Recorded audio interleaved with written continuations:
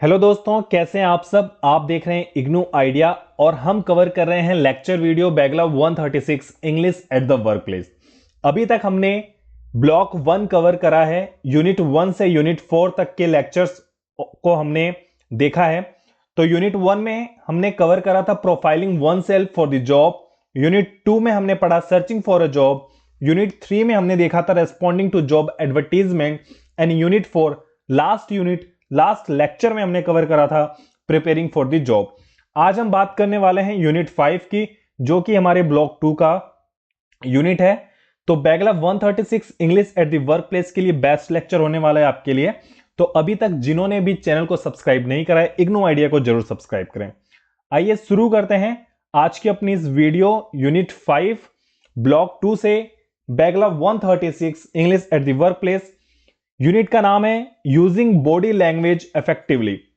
तो आइए देखते हैं यूनिट 5 में हम क्या पढ़ने वाले हैं। सबसे पहले यूनिट 5 में हम कवर करेंगे आज सेम पैटर्न। इस यूनिट में आपको देखने को मिलेगा, जितने भी यूनिट हैं सभी के अंदर आपको रीडिंग, वोकैबुलरी, लिसनिंग, स्पीकिंग और ग्रामर, साथ में राइटिंग का पार्ट आपको देखने को ही मिलेगा।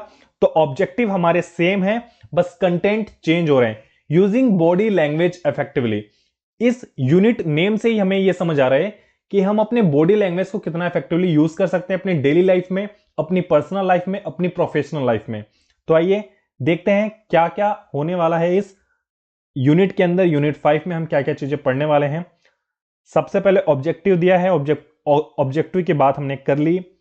वार्म अप को स्किप करते हैं। रीडिंग कॉम्प्रिहेंशन है same as it is. Reading comprehension आपको मैंने यूनिट 1 से यूनिट 4 में भी आपको बताया है कि आपको अपने रीडिंग कॉम्प्रिहेंशंस को बहुत डिटेल में पढ़कर और सबसे पहले आपको उसके क्वेश्चंस रीड करने हैं। किस तरह के क्वेश्चन आपको देखने को मिलेंगे रीडिंग कॉम्प्रिहेंशंस के क्वेश्चन में, तो आपको सबसे पहले अपने क्वेश्चन को रीड करना है, उसके बाद ही आपको रीडिंग कॉम्प्रिहेंशंस पे जाकर उसके आंसर को ढूंढना है। तो आज रीडिंग कॉम्प्रिहेंशंस में हम थोड़ी सी चीजें पढ़ लेंगे फटाफट से। सबसे पहले इस रीडिंग कॉम्प्रिहेंशंस के अंदर एक टेबल दी हुई है, जिसमें इन्होंने यह बताया हुआ है कि किस चीज का या किस बॉडी लैंग्वेज का क्या मतलब होता है। Okay, so read people's body movements and gestures. here are some example of non verbal behavior। Non verbal behaviour that means जिसमें हम ऑरली ना कुछ बोल रहे हों और हमारे बॉडी लैंग्वेज से, सपोज हमारे हैंड मूवमेंट से, हमारी आंखों से कुछ ऐसा मूवमेंट्स हो रहा हो जिससे एक कम्युनिकेशन हो रही हो। तो आइए देखते हैं इस टेबल में किस तरह के बॉडी लैंग्वेज की बात की गई है। सबसे पहले ब्रिस्क और इरेक्ट वॉक। ब्रिस्क मतलब होता है तेज और ब्रिस्क का मतलब होता है तेज और इरेक्ट वॉक का मतलब होता है सीधी चाल, एक स्ट्रेट वॉक जो आप कर रहे हैं। तो जब आप जल्दी जल्दी वॉक करते हैं या एक ब्रिस्क वॉक, तेज जब आप वॉक करते हैं, तो इससे एक ये जो इसका रिलेशन जो जनरेट होता है, कहीं ना कहीं आप कॉन्फिडेंट हैं, तो इसलिए आप तेज और एक अच्छे से एक सीधी चाल में आप वॉक कर रहे हैं फटाफट। तो ये एक इनका नॉन वर्बल बिहेवियर है जो आज के इस पूरे यूनिट में हमें देखने को मिलेगा। Body language, non verbal behaviour कैसे काम करता है, कैसे हमें यूज करना है, वो हम आज सीखेंगे। सेकेंड थिंग है स्टैंडिंग विथ हैंड्स ऑन हिप्स। हम अपने कमर पे हाथ रखकर खड़े हैं। कमर पे हाथ रखकर खड़े होने का मतलब दैट मीन्स या तो हम रेडीनेस हैं, हम तैयार हैं किसी चीज के लिए, या फिर हम एग्रेशन में, हम गुस्से में हैं। ठीक है, तो ये हमें एक स्टैंडिंग विथ हैंड्स ऑन हिप्स से समझ आता है। Third one is sitting with leg क्रोज्ड, foot kicking slightly. तो हम अपने पैरों को मोड़कर एक के ऊपर एक पैर पर पैर रखकर हम बैठे हैं और अपने फुट को क्निकिंग कर, मतलब हिला रहे हैं अपने पैर को धीरे धीरे। तो इसका मतलब कहीं ना कहीं है बोर्डम, एक बेचैनी सी है, एक ऊब जैसा, जैसे आप बोरियत जैसा जैसा आप फील कर रहे हैं। तो एक ऐसी बॉडी लैंग्वेज यहां से हमको समझने को मिलती है। सिटिंग और लेग्स अपार्ट, पैरों को फैलाकर बैठे हैं, मतलब बहुत आराम की स्थिति में बैठे हैं, बहुत ओपन बैठे हुए हैं, रिलैक्स बैठे हुए हैं। तो ये एक हमारा यहां पे नॉन वर्बल बिहेवियर है। आर्म क्रोज्ड ऑन चेस्ट, अपने हाथों को छाती पे दोनों तरफ से क्रॉस करके, मतलब बिल्कुल बांध कर बैठे हैं, तो डिफेंसिवनेस में हम बैठे हैं, मतलब असहमति में बैठे हैं, ठीक है, किसी चीज को ना मानना, लाइक इस तरीके से। इसके बाद आता है walking with hands in pocket, shoulders hunched, मतलब अपने हाथों को पॉकेट में रख के, अपने जेब में रख के और कंधों को झुकाकर चल रहे हैं। तो दैट मीन्स कहीं ना कहीं डिजेक्शंस, एक निराशा में हम, एक उदासी में चल रहे हैं, ऐसा एक बॉडी मूवमेंट्स हमें यहां से समझ आ रहा है। हैंड ऑन चीक, अपने गाल पर अपना हाथ रखकर बैठे हैं, तो कहीं ना कहीं एक एवोल्यूशन स्टेटस में हम बैठे हुए हैं, कुछ सोच रहे हैं, कुछ विचार रहे हैं, कुछ प्लान कर रहे हैं, इस टाइप से। Okay, touching slightly, rubbing nose, नाक को छूकर अपने को, मतलब थोड़ा रबिंग कर रहे हैं, उसको रगड़ रहे हैं, तो कहीं ना कहीं एक हम झूठ बोलने जैसा, जैसा यहां पे लिखा ना, लाइंग है, एक झूठ बोलने की सिचुएशन, या फिर कहीं ना कहीं एक संदेह है हमारे अंदर, एक डाउट है ना, कहीं रिजेक्शन की स्थिति है, तो इस वजह से हम थोड़ा सा एक हिचकिचा रहे हैं किसी चीज को बताने में, लाइक इस तरीके से, ठीक है। रबिंग द आईज, अपनी आंखों को मसल रहे हैं, फिर तब भी हम कहीं ना कहीं एक डाउटफुल सिचुएशन में। आप देखते हैं जब बच्चे झूठ बोलते हैं तो कहीं ना कहीं वो अपनी आंखों को मसलने लग जाते हैं, अपनी नाकों को मसलने लग जाते हैं जब अपने माता पिता से झूठ बोलते हैं। तो ये सारे जो है ना बॉडी मूवमेंट्स हमें इस तरह के इंप्रेशन शो करते हैं, ठीक है। आई होप कि आपको ये समझ आया होगा, ठीक है। आइए इसके बाद इसकी आगे की एक्टिविटीज को कवर करते हैं। ये पूरा रीडिंग कॉम्प्रिहेंशन से ये आपको पढ़ना है, लेकिन आपको क्वेश्चन पढ़कर ही अपने रीडिंग कॉम्प्रिहेंशन को स्टार्ट करना और उसके आंसर करना, ठीक है। तो सबसे पहले हम देखते हैं एक्टिविटी नंबर 1। सबसे पहले हम एक्टिविटी नंबर 1 कवर करेंगे, जो कि रिलेटेड है हमारे रीडिंग कॉम्प्रिहेंशन से, ठीक है। तो आइए, सबसे पहला क्वेश्चन है, beside speaking what are the other means of communication. बोलने के अलावा और कौन कौन से मीन्स होते हैं कम्युनिकेशन से। तो यहां पे मैंने आंसर पहले से ही यहां पे लिखे हुए हैं सारे, ठीक है। तो आपको इन आंसर पे फोकस करना और क्वेश्चंस को पूरे अच्छे से अटेम्प्ट करने हैं, ठीक है। So the other means of communication are observing and understanding body movements. तो अगर आप बोल नहीं रहे हैं तो कहीं ना कहीं आपको सामने वाले की बॉडी मूवमेंट्स को चेक करना पड़ेगा। वो अपने हाथों को हिला रहा है, वो अपनी गर्दन में हाँ और ना बोल रहा है, वो अपने आंखों से कुछ बोलना चाह रहा है। तो इस तरह के जो अदर मीन्स ऑफ कम्युनिकेशन है वो कहीं ना कहीं आपको बॉडी मूवमेंट से ही देखने को मिलते हैं। So this is the right answer for question number 1 activity 1 का, ठीक है। तो इस तरीके से आपको अपने रीडिंग कॉम्प्रिहेंशन के आंसर को करने हैं। Question number 2, here are some body gesture, what do you think they indicate. तो जैसा अभी हमने ऊपर टेबल में पढ़ा कि जो बॉडी जेस्चर हैं उसके क्या इंडिकेट्स होते हैं, सेम वही क्वेश्चन आपको यहां पे देखने को मिलेगा। यहां पे कुछ बॉडी जेस्चर दिए हुए हैं जिनका इंडिकेट्स हमें बताना है। Okay, so sitting with hands clasped behind the head and cross the leg, crossing the legs, अपने पैरों को क्रॉस करके बैठे हैं और अपने हाथों को अपने सिर के पीछे रख के बैठे हैं। दैट मीन्स कहीं ना कहीं में कॉन्फिडेंट वे में और एक सुपीरियरिटी वे में बैठे हुए हैं, खुद को एक सुपीरियर समझ रहे हैं, खुद को एक एडवांस समझ रहे हैं, एंड एक हैप्पीनेस के साथ कॉन्फिडेंस लेवल में हम बैठे हुए हैं आराम से, लाइक दैट।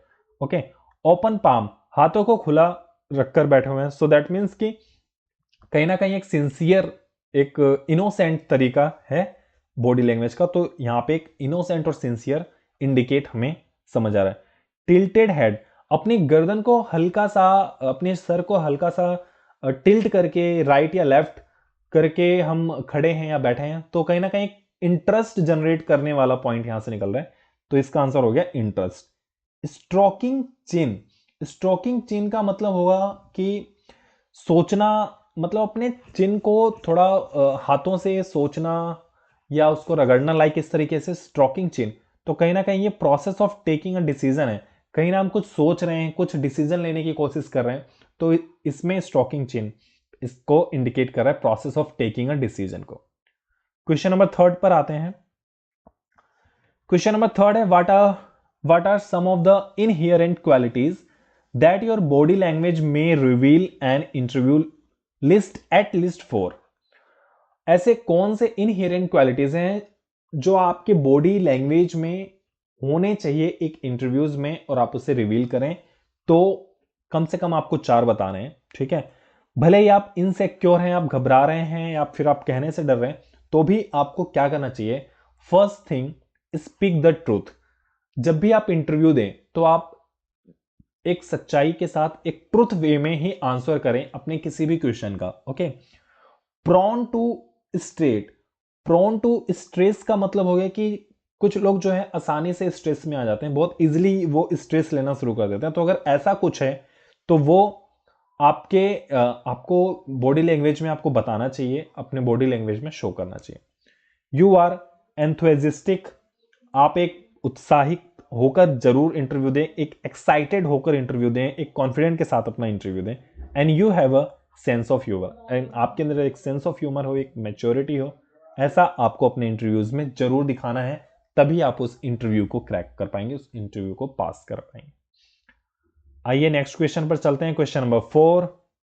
क्वेश्चन नंबर 4 है, what advice does the article give you regarding sitting on the chair at an interview. तो जब आप रीडिंग कॉम्प्रिहेंशन को पढ़ेंगे तो उसमें कुछ ऐसे पॉइंट्स दिए होंगे जो ये बता रहा होगा कि आप जब भी एक इंटरव्यू में जाएं तो आपको चेयर पर कैसे बैठना है, किस किस चीजों का, किन किन बातों का आपको ध्यान रखना है। तो यहां पे मैंने 4 पॉइंट्स हैं, उनको मैंने लिखा है। Have your back against the chair. सबसे पहले आपको यह देखना है कि आप जब चेयर पर बैठ रहे हैं तो आपकी जो पीठ हो वो चेयर से लगी होनी चाहिए, चेयर पे टिकी होनी चाहिए आपकी पीठ, उसके बीच में कोई बहुत ज्यादा गैप नहीं नजर आना चाहिए। तो इस चीज का आपको ध्यान रखना है। सेकेंड पॉइंट है, do not slouch on the chair. कुर्सी पर टेढ़े मेढ़े होकर नहीं बैठना है, सीधे बैठे, स्ट्रेट होकर बैठे। ठीक है। तो एक टेढ़े मेढ़े तरीके से अगर आप कुर्सी पर बैठ रहे हैं तो वो भी एक गलत इंपैक्ट आपको इंटरव्यू में देखने को मिलेगा। ठीक है। Do not sit on the edge of the chair. बिल्कुल चेयर के किनारे पर ना बैठें, बिल्कुल पूरी चेयर पे सही से एक प्रॉपर वे में बैठें।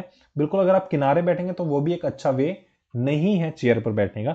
आपको बहुत अच्छे तरीके से फुल चेयर पे एक कंफर्टेबल तरीके से ही आपको बैठना है। तो इन बातों का आपको ध्यान रखना है। Change body posture to face other interviews. और जब भी आप चेयर पर बैठे तो ऐसा ना हो कि किसी एक इंटरव्यूवर्स की ओर ही देखें। अगर वहां पे 3 इंटरव्यू पैनल में 3 मेंबर हैं तो आप उन तीनों को बारी बारी से देखना है और अपने बॉडी को हल्का हल्का सा बॉडी पोस्चर को मूव करके उनकी तरफ आईज कांटेक्ट बनाकर ही अपने इंटरव्यूज देने। ठीक है। तो ये था हमारा question number 4। Question number 5 cover करते हैं। Some movements could be distracting and irritating, what are they. कुछ ऐसे मूवमेंट्स होते हैं जो कई बार हमें डिस्ट्रैक्ट करते हैं, इरिटेट करते हैं इंटरव्यूज में।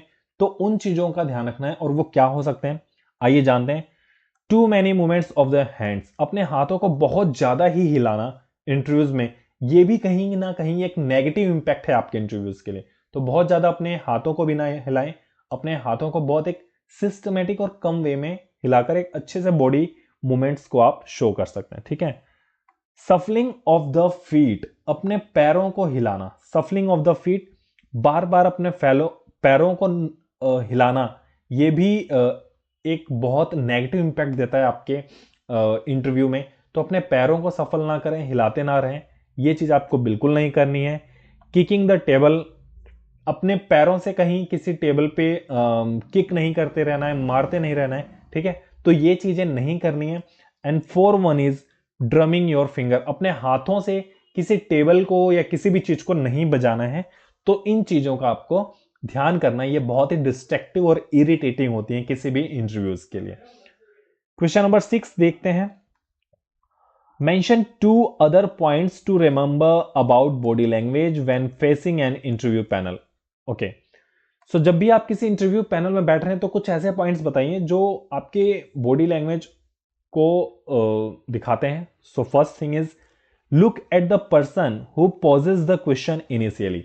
जब भी इंटरव्यू पैनल में मान लीजिए 3 लोग एक इंटरव्यू पैनल में बैठे हैं तो आपको सबसे पहले उस पर्सन को देखना है जो आपसे क्वेश्चन इनिशियली कर रहा है, जिसने क्वेश्चन करना स्टार्ट किया, आपने उसकी तरफ फेस करा, उससे आई कांटेक्ट किया और उसके साथ फिर आपको बाकियों को भी अपने मूवमेंट्स, अपने आई के कांटेक्ट देकर उनसे एक कम्युनिकेशन, एक रैपो बिल्डिंग रखनी है उस पूरे इंटरव्यूज में।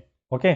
सो look at the person who poses the question initially, जो सबसे पहले क्वेश्चन कर रहा है उसको आपने देखना है और उसको सुनना है। सेकेंड पॉइंट है, look at everyone else thereafter, and इसके बाद आपको बाकी सारे जो इंटरव्यू पैनल्स मेंबर्स हैं उनको देखना है, उनके साथ आई कॉन्टेक्ट्स बनाने हैं, उनसे बातचीत, उनको आप आंसर कर सकते हैं एक आई कॉन्टेक्ट्स के साथ और उनको देखकर, ठीक है। तो ये था हमारा रीडिंग कॉम्प्रिहेंशंस का पार्ट। आइए इसके बाद अब आगे बढ़ते हैं। रीडिंग कॉम्प्रिहेंशंस के बाद हम देखेंगे अपने अगले पॉइंट्स को, जो कि है वोकैबुलरी। तो दोस्तों अब हम बात करेंगे 5.3 वोकैबुलरी की, मेकिंग सेंटेंसेस। एक्टिविटी नंबर 2, आइए देखते हैं क्या है। Use the following words in sentence so as to bring out their meaning. यहां पे कुछ वर्ड्स दिए हुए हैं, तो इनको एक सेंटेंस बनाना है ताकि इनकी एक मीनिंग निकल कर आए। ओके, तो आइए इसको करते हैं। सबसे पहला वर्ड है कन्वे। कन्वे का मतलब होता है बताना या अपना कोई बात को ट्रांसफर करना, लाइक किसी के साथ साझा करना, कन्वे, ठीक है। So you should convey your qualifications clearly during the job interview. आपको अपनी क्वालिफिकेशंस को बहुत क्लियरली और आसान तरीके से अपने इंटरव्यू में कन्वे करना चाहिए, बताना चाहिए, साझा करना चाहिए, ठीक है। तो ये था कन्वे का मीनिंग और इसके सेंटेंसेस। सेकंड जो मीनिंग है दैट इज ट्रांसमीट। ट्रांसमीट का मतलब होता है भेजना या फिर संचारित करना, बताना, समझाना, इस तरीके से हम कह सकते हैं। So confident posture and tone, अगर आप कॉन्फिडेंट हैं और आपकी टोन बहुत अच्छी है, so that helps transmit professionalism to the interviewer. तो वो क्या करता है, आपके प्रोफेशनलिज्म लेवल को एक इंटरव्यूअर को बताने में, समझाने में, पेश करने में, ट्रांसमिट करने में हेल्प करता है आपके कॉन्फिडेंट को और आपके वैल्यू को। तो ये हो गया second, that is transmit. Assess, assess का मतलब होता है एवोल्यूशंस करना या फिर आंकलन करना, समझना, बताना, निकालना, ठीक है।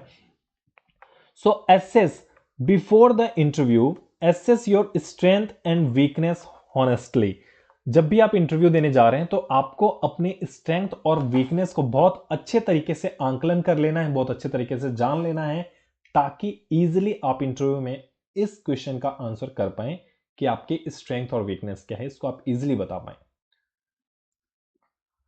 चौथा पॉइंट है सेल्फ एश्योर्ड। सेल्फ एश्योर्ड मतलब होता है आत्मविश्वास, या सेल्फ एश्योर्ड दैट मीन्स कि आप खुद में सहमत हैं, कि आपको खुद को इसका अच्छे से ज्ञान है। Okay, so being self assured होने से, आत्मविश्वासी होने से, that helps you answer interview question confidently. अगर आप आत्मविश्वासी रहेंगे, सेल्फ एश्योर्ड रहेंगे, तो आप इंटरव्यूज के क्वेश्चंस को बहुत इजीली आंसर कर पाएंगे। क्वेश्चन नंबर 5 है प्रोन। प्रोन का मतलब कहीं ना कहीं एक संवेदनशील होता है। सो इससे जो सेंटेंस बनता है that is nervous candidate are often prone to speaking too quickly in the interviews. जो नर्वस कैंडिडेट होते हैं वो बहुत संवेदनशील होते हैं, एक्टिव होते हैं, अपनी बातों को बहुत फटाफट कहने के लिए, क्विकली, जल्दी जल्दी कहने के लिए एक्टिव होते हैं। छठा जो पॉइंट है that is indicate. 6 point is indicate your response. Indicate मतलब यहां पर होता है शो करना, प्रस्तुत करना, दिखाना, है ना। So your responses should indicate genuine interest in the position. आप जिस भी तरीका का आंसर कर रहे हैं, जिस भी तरीके का रेस्पॉन्स दे रहे हैं इंटरव्यूअर को, तो वो आपका एक जेन्युइन इंटरेस्ट दिखाना चाहिए उस पोजीशन के अंदर, कि आप हाईली एक्साइटेड हैं, हाईली इंटरेस्टेड हैं in that particular job role. Okay, now the point number 7 is inadvertently. Inadvertently मतलब होता है अनजाने तरीके से, ना चाहते हुए भी। Okay, so avoid inadvertently criticising your previous employer during the interview. अपने प्रीवियस एम्प्लॉयर को क्रिटिसाइज करना, उनकी कमियां निकालना, उनकी बुराइयों को बताना, ये सब आपको अपने इंटरव्यू में बिल्कुल भी नहीं करना है, इसको अवॉइड करना है। और पॉजिटिव रेस्पॉन्स अगर आप अपने प्रीवियस लास्ट एम्प्लॉयर का देते हैं, so that helps you to gain your job. आपको बहुत मदद मिलेगी एक नई जॉब लेने के लिए। सो कभी भी अपने प्रीवियस एम्प्लॉयर का बुराई या उसको क्रिटिसाइज नहीं करें। The next word is mutual. Mutual का मतलब होता है दो तरफा या दोनों में सहमति, इस तरीके से कह सकते हैं। So the interviewer the interview is a chance to discuss mutual goals between you and the company. आप दोनों के जो गोल हैं उसको आप डिस्कस कर सकते हैं एक इंटरव्यू में। इंटरव्यू एक इस तरीके का आपके लिए चांस होता है ताकि आप ऑर्गेनाइजेशन गोल को भी और पर्सनल गोल को भी दोनों को अच्छे से डिस्कस कर पाए। And the point number is 9, updated. So keep your resume updated before attending the interview. Updated एक बिल्कुल लेटेस्ट अपडेट जो है, आपकी लेटेस्ट अपडेटेड जो रिज्यूम है वो आपको लेकर जाना है एक इंटरव्यू में। तो अपडेट से हमने ये सेंटेंस बनाया हुआ है। And the last one is 10th, issues. मतलब जो भी इश्यू हैं, जो भी गैप्स आपको लगते हैं, जो भी कमियां हैं, तो वो आप कैसे करेंगे? Be prepare to explain any gap or issues in your work history. अगर आपके वर्क हिस्ट्री में कोई गैप है, कोई इश्यू आया है, कोई आपने रेस्ट लिया है, कोई किसी भी तरह का आपने गैप अगर दिखाया, तो उस इश्यू को आप कैसे प्रेजेंट करेंगे, कैसे शो करेंगे, उसके लिए बी रेडी रहें। तो ये था अभी हमारा वोकैबुलरी का part, that is 5.3 vocabulary making sentence. आइए आगे बढ़ते हैं और आगे की एक्टिविटीज को भी कवर करते हैं। And the next one is listening. So listening में सबसे ज्यादा इंपॉर्टेंट ये है कि अगर आपको बुक के साथ कोई सीडी या कैसेट दी हुई है जिसमें ऑडियो पार्ट है, तो आप तो उसे सुनकर पढ़ सकते हैं। अदरवाइज इसी बुक के पेज नंबर 15 में आपको इस ऑडियो का एक पूरा समरी दिया हुआ है, आप वहां से इसको पढ़कर इन क्वेश्चन आंसर्स को कंप्लीट कर सकते हैं। आइए फिर भी हम एक बार अपनी तरफ से देख लेते हैं कि किस तरह के क्वेश्चन लिसनिंग कॉम्प्रिहेंशन में आपको देखने को मिलेंगे। So complete these sentences. If you understand body language, you can excel in your workplace and social circle. अगर आप अपने बॉडी लैंग्वेज को बहुत अच्छे से प्रेजेंट करना जानते हैं, बहुत अच्छे से अपने बॉडी लैंग्वेज में माहिर हैं, तो आप, जाहिर सी बात है कि जब आप किसी वर्क प्लेस पे जाएंगे, किसी कंपनी ऑर्गेनाइजेशन में जाएंगे, तो आप उनसे बहुत अच्छे तरीके से कनेक्ट हो पाएंगे। आपका जो सोशल सर्कल है वो आप बहुत अच्छा और बहुत अच्छे लोगों के साथ अपना एक सोशल सर्कल आप बिल्ड कर सकते हैं। अपने कनेक्ट्स, जो अपने नेटवर्क्स हैं, वो बहुत अच्छे लेवल्स के आप बना सकते हैं। Now the second point is dialogue includes the way we speak and what we speak. बहुत इंपॉर्टेंट बात यह है कि हम क्या बोल रहे हैं और किस तरीके से बोल रहे हैं, ये बहुत ही ज्यादा इंपॉर्टेंट रखता है हमारे बॉडी लैंग्वेज में और हमारे कम्युनिकेशंस में, हमारे कनेक्ट्स में। तो इस चीज का भी आप जरूर ध्यान रखें। Before we reach any conclusion, we must understand all the overall signals. अगर हम किसी कंक्लूजन्स पे जा रहे हैं, किसी निष्कर्ष पे जा रहे हैं, किसी डिसीजंस पे जा रहे हैं, तो हमें ये समझना बहुत जरूरी है कि उसका रिजल्ट क्या होने वाला है, उसके रिजल्ट्स क्या हैं। तो इन सारी चीज़ों को आपको अपने ध्यान रखना है अपने जॉब प्रोफाइलिंग में, अपने करियर में।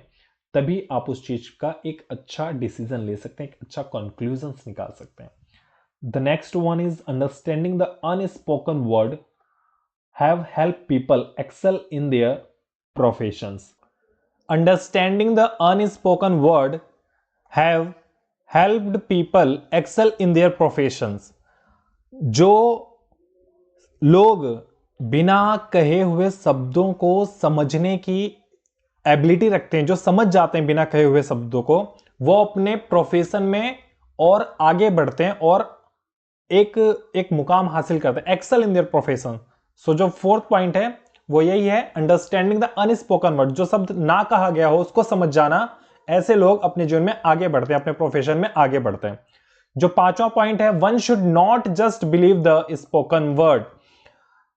लोगों को सिर्फ कहे हुए शब्दों में ही विश्वास नहीं रखना चाहिए, बल्कि बॉडी लैंग्वेज पे भी विश्वास रखना चाहिए। ऐसा मतलब, बिकॉज हमारा जो टॉपिक है वो बॉडी लैंग्वेज से रिलेटेड है, तो हम ऐसा कह सकते हैं। आइए नेक्स्ट एक्टिविटी और नेक्स्ट पॉइंट की ओर बढ़ते हैं।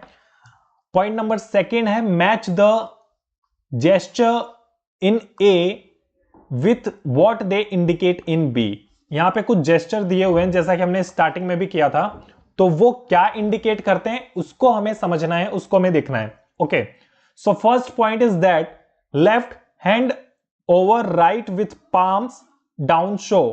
Left hand over right with palm, जो हमारा लेफ्ट हैंड है, उल्टा हाथ है, वो राइट हैंड के पाम पर है। तो कहीं ना कहीं जब हम इस तरीके से खड़े होते हैं या इस तरीके से अपने हाथों को रखते हैं तो वो हमें एक इंटरेस्ट शो करता है, हम एक इंटरेस्टेड लगते हैं किसी चीज में।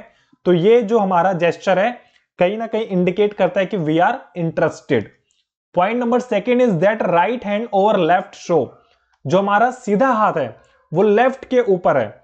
तो जब सीधा हाथ लेफ्ट के ऊपर होता है तो कहीं ना कहीं ये एक डिसएग्रीमेंट को फॉलो करता है, डिसएग्रीमेंट को शो करता है, दिखाता है कि जब हमारा right hand over left hand, जो राइट हैंड है वो लेफ्ट हैंड के ऊपर है, तो ये कहीं ना कहीं एक डिसएग्रीमेंट को शो कर रहा है। Third one is crossing legs watching without flickering the eyes shows. हमने अपने पैरों को क्रॉस करके बैठे हैं और बिना अपनी आंखों को झपकाए, बिना अपनी पलकों को झपकाए देख रहे हैं, तो कहीं ना कहीं ऐसी जो हमारा जेस्चर होता है दे show the disinterest, so it's indicates disinterest. Point number 4 is nodding the head shows, अपने सर को हिलाना। तो जब हम अपने सर को हिलाते हैं या हाँ में ना में, तो कहीं ना कहीं हम एक सहमति दे रहे हैं, एक एनकरेजमेंट, एक एक्नॉलेजमेंट दे रहे हैं। तो यहां पे जो फोर्थ पॉइंट है that indicate encouragement. Point number 5 is narrowing of the eyes and stroking chin shows, अपने आंखों को श्रिंक करना और अपने चिन को थोड़ा सा शो करना या टच करना, that show the decision making process. हम कुछ सोच रहे हैं, हम कुछ डिसाइड कर रहे हैं हम। तो हमारा जो पांचवा पॉइंट है narrowing of the eyes and stroking the chin shows decision making. जब हम अपने आईज को थोड़ा क्लोज करके, नैरो करके और कुछ अपने चिन को मसलते हुए, उस पर हाथ रखते हुए, शो करते हुए जब हम ऐसा जेस्चर बनाते हैं तो वो कहीं ना कहीं डिसीजन मेकिंग को दर्शाता है। हम कुछ डिसीजन ले रहे हैं, कुछ प्लान कर रहे हैं, कुछ सोच रहे हैं। ठीक है, आइए आगे बढ़ते हैं और देखते हैं अपने नेक्स्ट एक्टिविटीज को। 5.5 पर है स्पीकिंग अ टेलीविजन इंटरव्यूज। तो यहां पे जो टेलीविजन, जो टीवीज पे जो इंटरव्यू चलते हैं ना, जैसे आपने देखा होगा, जो ये एग्जांपल इन्होंने यहां पे सेट किया हुआ है एक्टिविटी 4 में। सो यहां पर एक पर्सन है, mister Jaiswal is the CEO and miss बिंदु इज ए टीवी रिपोर्टर। तो आपने कई बार ऐसा देखा होगा टीवी पे शार्क टैंक, जो अच्छे और बड़े जो सीईओज होते हैं, जो को फाउंडर्स होते हैं, उनके जो पर्सनल इंटरव्यूज आते हैं। तो इस तरह का एक एक्टिविटी यहां पे आपको स्पीकिंग और टेलीविजन इंटरव्यू में देखने को मिल रहा है। तो ये एक्टिविटी आपको खुद करनी है because it's a part of speaking. ठीक है, तो ये आपको इन दोनों के कन्वर्सेशन पढ़ने और अपनी स्पीकिंग एबिलिटीज को इंप्रूव करना है। तो एक्टिविटीज नंबर 4 आपके ऊपर डिपेंड है, ये आपको कंप्लीट करना है। ठीक है, आइए आगे बढ़ते हैं और देखते हैं अपने नेक्स्ट एक्टिविटीज को। 5.6 ग्रामर इफ कंडीशनल क्लॉजेज। यहां पे इफ का जो कंडीशनल क्लॉज है उसके बारे में हम पढ़ेंगे, उसके बारे में हम देखेंगे। यहां पे इसमें डिटेल में इन्होंने 2 एग्जाम्पल दिए हुए हैं और उसके साथ नीचे कुछ और इफ के कंडीशनल क्लॉजेस के एग्जाम्पल इन्होंने दिए हुए हैं। तो आप ये दोनों जरूर रीड करना, आपको एक आइडिया हो जाएगा कि आगे के क्वेश्चन को कैसे अटेम्प्ट करना है। एक्टिविटी 5 में देखते हैं complete these sentence using main और इफ क्लोज। तो यहां पे 2 तरह के क्लॉजेस यूज करने हैं, या तो इफ यूज करना है या फिर मेन क्लॉज यूज करना है। तो सबसे पहले पहला पार्ट इसका देखते हैं, if I went to bed now. तो सबसे पहले इन्होंने इफ क्लोज को यहां पे यूज कर लिया है, तो दैट मींस इसमें मेन क्लोज आएगा। If I went to bed now I would wake up early in the morning. अगर मैं अभी बेड पे गया तो मैं सुबह जल्दी सोकर उठूंगा। ठीक है, सो सेकंड पॉइंट इज ये तो हमारा आंसर है, स्टार्ट यहां से होता है question. If we did not accept their invitation, तो यहां पे इन्होंने इफ क्लॉज फिर से यूज कर लिया है, दैट मींस हमें मेन क्लॉज यूज करना है। So if we did not accept their invitation, अगर हमने उनका इन्विटेशन नहीं एक्सेप्ट किया तो क्या होगा, दे वुड फील बैड, उन्हें बुरा लगेगा। तो ये इसका मेन क्लॉज है। Part number 3 is if I was beaten by a snake. अगर मुझे सांप ने काटा, अगर मुझे सांप ने काटा, so I would see a doctor at once. तो मैं तुरंत खुद को डॉक्टर को दिखाऊंगा, फौरन डॉक्टर को दिखाऊंगा अगर सांप काटा। तो जाहिर सी बात है कि जब ऐसा कोई इंसिडेंट होता है तो आपको इमीडिएट एक्शन लेना। सो I would see a doctor at once. Point number 4, what would you do if? तो ये क्या है यहां पे, ये इसका मेन क्लोज नहीं है, इफ क्लोज यहां से स्टार्ट हो रहा है, ठीक है। तो ये मेन क्लोज है, what would you do if someone hurt you, if someone hurt you. तो इफ क्लोज के साथ जो पूरा मेन क्लोज है वो यहां पे यूज कर रहे हैं, okay. Fifth one, what would happen if you won the lottery, क्या होगा यदि आप लॉटरी जीतते हैं। तो ये सारे इफ और मेन क्लोज का यहां पे एक्टिविटी था, एक्टिविटी नंबर 5। इसी का जो सेकंड पार्ट है, पॉइंट नंबर 2, उसको देख लेते हैं। Put the verb in brackets in the correct form. तो यहां पे कुछ फिल इन द ब्लैंक्स दिए हुए हैं जिसमें आपको करेक्ट वर्ड की फॉर्म यूज करनी है। तो point number 1, I am sure she will lend you the money, I do be very surprised if she, फिर यहां पे डैश है, ब्लैंक है और फिर लिखा है refuse.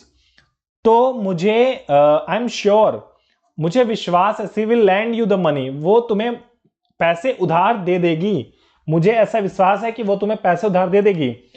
I do be very surprise, मुझे बहुत आश्चर्य होगा, इफ शी रिफ्यूज, तो रिफ्यूज का यहां पे रिफ्यूज्ड बनेगा, थर्ड फॉर्म में बनेगा, इस वर्ब की थर्ड फॉर्म ही यूज होगी, बिकॉज यहां पे सरप्राइज में भी थर्ड फॉर्म यूज हुई है। तो मुझे बहुत सरप्राइज होगा, मैं बहुत आश्चर्यचकित हो जाऊंगा अगर उसने देने से मना कर दे। तो यहां पे वर्ब की third form that is refused. Second, if somebody dash in here with a gun, I do B very frightened. तो यहां पे स्पेस, सबसे पहले जो लास्ट सेंटेंस हमारा फ्राइटेंड, थर्ड फॉर्म यूज हो रही है, तो यहां पे वॉक का वॉकड हो गया। If someone is walked in here with a gun, अगर यहां पे कोई बंदूक लेके घूमे तो मैं बहुत डर जाऊंगा, I be very frightened, okay. So now the third point is, I am sure Ibrahim dash if you explain the situation to him. यहां पे अंडरस्टैंड जो वर्ड दिया हुआ है, तो अंडरस्टैंड का यहां पे I am sure Ibrahim would understand, Ibrahim समझेगा, मुझे विश्वास है इब्राहिम समझेगा, if you explain the situation to him, अगर आप उसे अपनी पूरी मतलब अपनी सिचुएशन बताओगे तो वो समझेगा। Point number 4, Nimi gave me this ring, she, फिर blank, very upset if I lost it, और यहां पे है बी की फॉर्म, ठीक है, B. So Nimi gave me this ring, she would be very upset if I lost. Nimi ने मुझे जो रिंग दी है, अगर मैं इसे खो दूं तो वो बहुत अपसेट होगी, ओके। तो यहां पे वुड बी का यूज होगा। Point number 5, dash you mind if I use the phone, और यहां पे है will. So will you mind नहीं, विल का वुड बनेगा, would you mind if I used the phone, ठीक है। तो यहां पे वुड फॉर्म यूज होगी। Point number 6, if he finishes his work on time, I take him out for lunch. अगर वो अपना काम समय पर करते हैं, समय पर फिनिश कर लेते हैं, आई टेक का क्या यहां पे विल टेक, मैं उसे ले जाऊंगा, मैं उसे लंच के लिए बाहर ले जाऊंगा, I will take him out for lunch, okay. Now point number 7, the litmus paper turns red if we dip it in acid. तो डिप की यहां पे फर्स्ट फॉर्म ही आएगी, the litmus paper turns red if we dip it in acid. जब litmus paper को हम acid में डालते हैं तो वो रेड पेपर, रेड मतलब रेड कलर लेकर आता है, रेड पेपर में कन्वर्ट हो जाता है, okay. Now point number 8, I will punish him if he always come home late. तो यहां पे ऑलवेज में भी ऐसे ऑलवेज मतलब हमेशा, तो जब वो हमेशा लेट आएगा तो I will punish him. So यहां पे कम की कम्स फॉर्म, एस या ईएस वाली फॉर्म यूज होगी, I will punish him if he always comes home late. अगर वो रोज घर लेट आएगा तो मैं उसे पनिश करूंगा।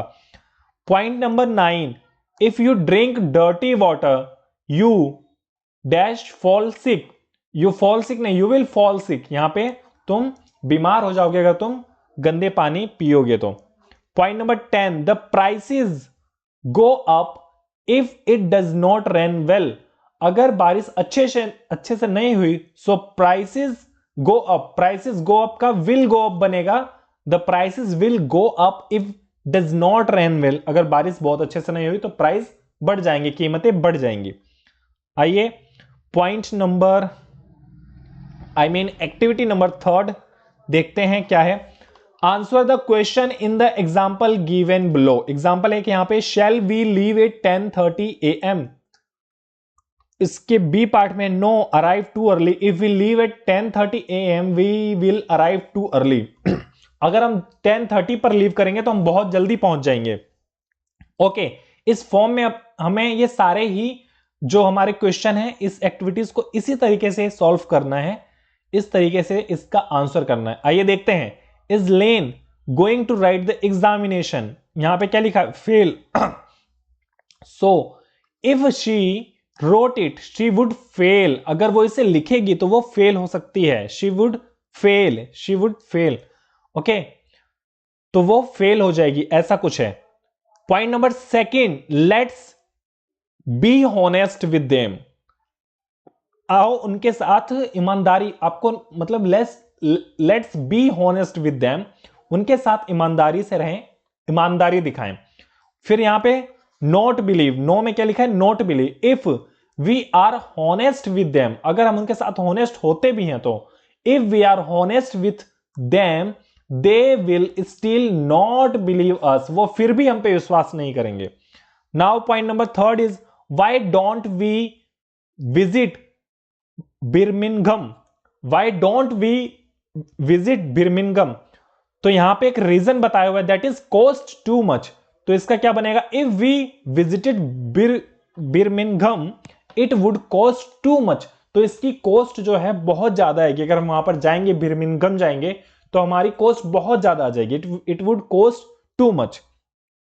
Now the point number 4, is Manju going to apply for the job, तो यहां पे इन्होंने पॉइंट दिया हुआ नॉट गेट, अगर वो अप्लाई भी करती है तो सेलेक्ट नहीं होगी। If she applied for the job she would not get it, वो उसे फिर भी नहीं मिलेगा, वो जॉब उसे फिर भी नहीं मिलेगी अगर वो अप्लाई भी करती है। Okay, now point number 5 is why don't we invite Jay home, and the reason is have to invite friends too. So why don't we invite Jay home, if we invited Jay we would have to invite his friend too, अगर हम जय को invite कर रहे हैं तो हमें उसके दोस्तों को भी इनवाइट करना पड़ेगा। That is the final and correct sentence for the activities number 6 का आई थिंक 3rd पॉइंट है, एक्टिविटी नंबर 5 का 3rd पॉइंट। ओके, नेक्स्ट देखते हैं 5.7 है राइटिंग का, writing and speech, activity number 6। तो आपको ये पढ़ना है और इसमें you have been asked to give a speech to a group of young people in your community or posture have a few points। तो यहाँ पे कुछ पॉइंट्स दिए हुए हैं जहां पे आपको जेस्चर पोस्टर पे एक स्पीच देना है, तो आप ये वाली एक्टिविटी कर लेना एक बार। और आई होप आपको ये लेक्चर्स वीडियोस समझ आ रहे होंगे। ऐसे और इंफॉर्मेटिव वीडियोस के लिए अपने कोर्स से सब्जेक्ट रिलेटेड, किसी भी सब्जेक्ट से रिलेटेड अगर आपको कोई कंटेंट चाहिए, लेक्चर वीडियोस चाहिए, क्वेश्चन पेपर की रील्स चाहिए, क्वेश्चन पेपर चाहिए, तो आप definitely subject name, subject code comment करिए, I will provide you. Okay, I hope कि ये हमारा जो यूनिट 5 है वो खत्म हो गया। Let us sum up, and हमारा यूनिट 5 हमने ब्लॉक 2 का कवर करा है आज, और आई होप कि आप सभी पसंद कर रहे होंगे, और मैं और भी इनकी आगे की जो नेक्स्ट क्लासेस हैं वो लेकर आऊंगा। तब तक के लिए आप बने रहिए, इग्नू आइडिया पे देखते रहिए, और ऐसे ही बाकी सब्जेक्ट्स के भी लेक्चर्स वीडियो में कवर करने की पूरी कोशिश करूंगा। बस आप बने रहिए चैनल पे, पढ़ते रहिए। आई होप आप सभी के एग्जाम बहुत अच्छे जाएंगे और आप बहुत अच्छे मार्क्स से इग्नू में अपने कोर्स को कंप्लीट करेंगे। So all the best, thank you so much, देखते रहिए IGNOU idea. Thank you so much all of you.